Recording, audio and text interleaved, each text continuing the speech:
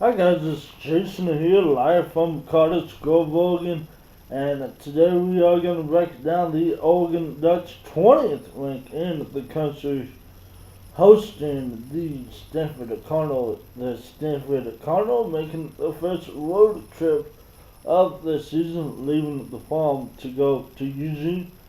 I believe the college game, they will be here, and they'll be on the campus of the University of Oregon, beautiful campus.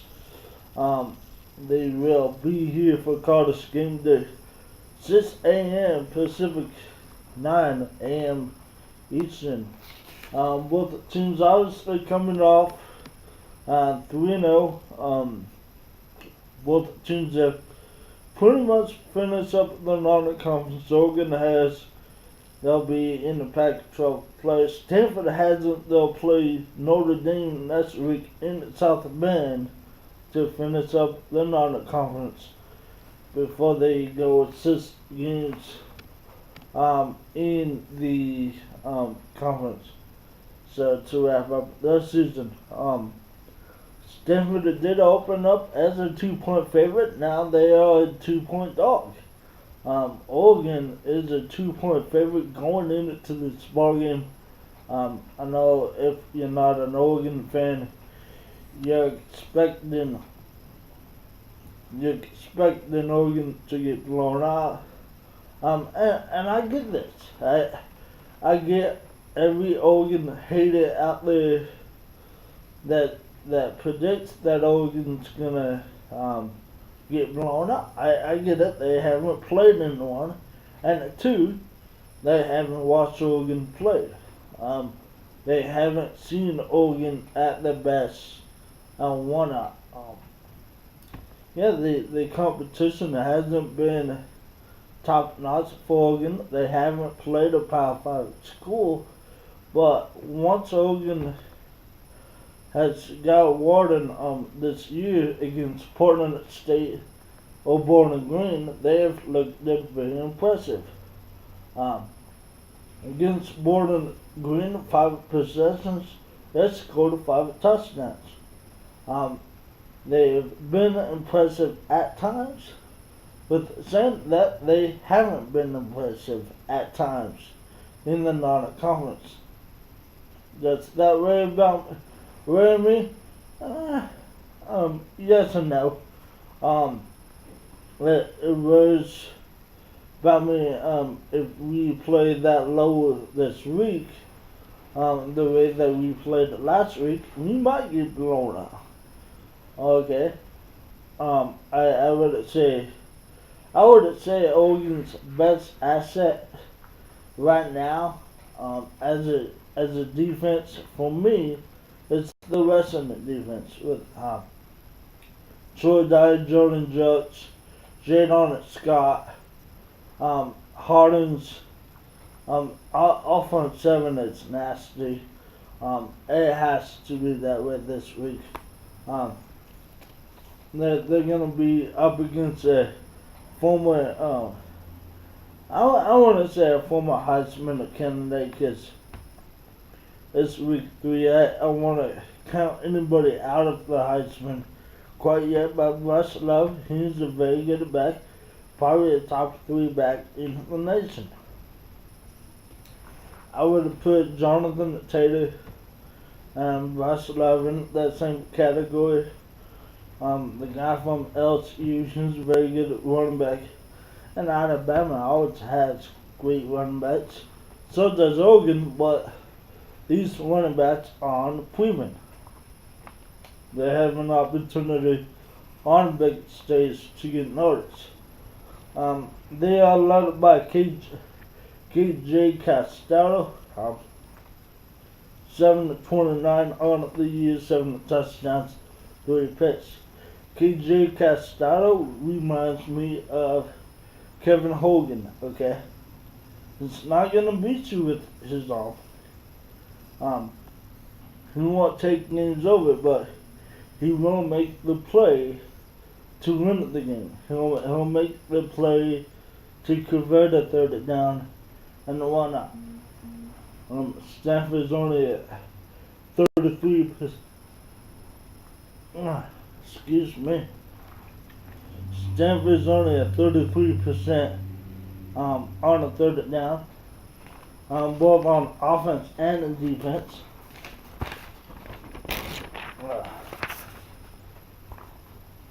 And Stanford's going to have to keep the chains moving if they want to keep Oregon's offense off the field. The big target is a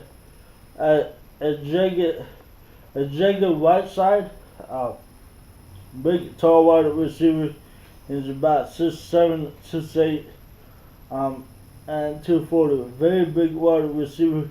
We haven't seen a wide receiver like him. 324 yards, 5 touchdowns. And the other guy that has 2 touchdowns, Parkinson, is the tight end, 53 yards and 2 touchdowns. So Jacob Whiteside is mainly getting the yards when they throw the ball. I believe we could slow him down. Hugo Magi is the best Oregon DB. He plays safety. I don't know if he'll be playing the corner, but that's a possibility. Let's talk about Stanford's numbers real quick. They are the 30th ranked offense, 103rd ranked offense, 24th in the nation against all FBS teams. So against USC and San Diego State they played, they actually ranked 13th in the country in the defense. They averaged 26 points per game, allowing only 7. They've only given up 2 touchdowns all year, and 1 touchdown was on the last play of the game. So,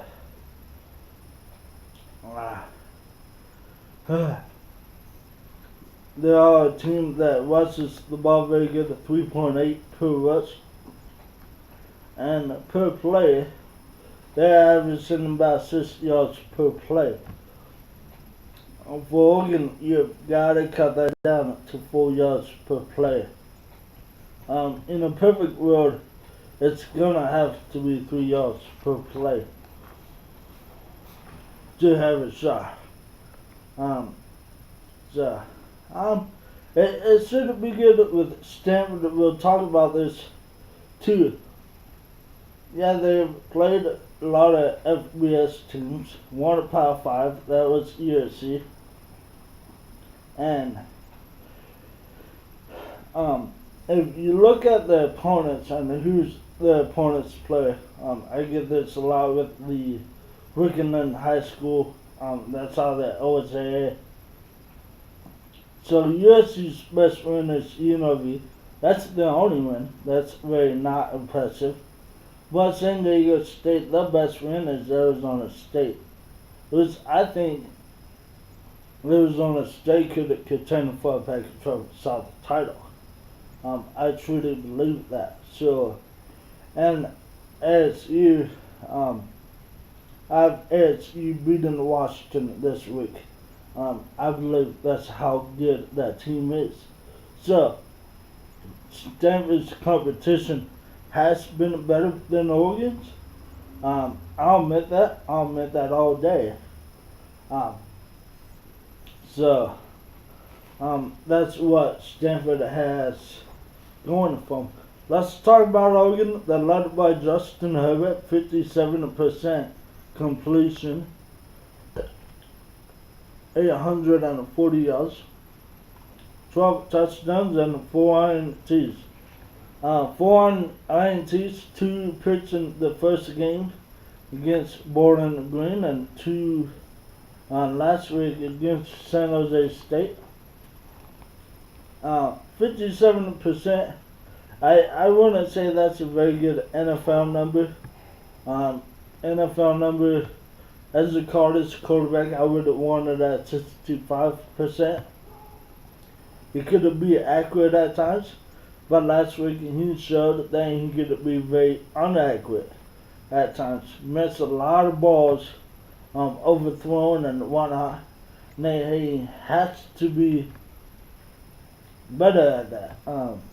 I talked to my fiance, we watched the games together, and what Herbert needs to learn is that to put touch.